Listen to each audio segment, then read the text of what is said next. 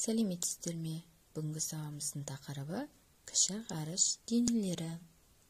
Бүгінгі сабағымыздың мақсатында сен астероидтар мен кометалар туралы метеориттің не екенін білесің, кіші ғарыш денелерінің жердегі тіршілікке әсерін түсінесің.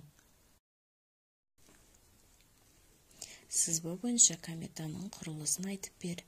Жер шары үшін кометаның құйрығы қауіпті ме? Түнгі аспаннан кометаны көру сирек және есте қаларлық құбылыс.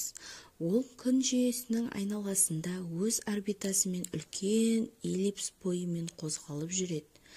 Күннен алыс жерде астероидтардан еш ажыратылмайды. Бірақ күнге жақындаған сайын мұзы еріп булана бастайды да ядроның жанында газ тозаңды бұлт пайда болады. Оны кома дейді. Онан кейін күн сәулесіне шағылысып, құйрығы жарқырайды.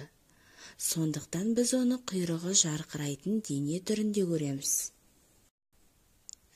Астероид тас кесегінен не металл араласқан тастан тұратын кіші ғарыш денесі. Олар ғаламшар сияқты күнді айнала қозғалады. Ойлан, қандай астероидтардың атмосферадан өтіп, жерге құлау мүмкіндігі мол, тас па әлде темір ме? Үйге тапсырма, астероидтар белдеуінің моделін жаса. Назарларыңызға рахмет.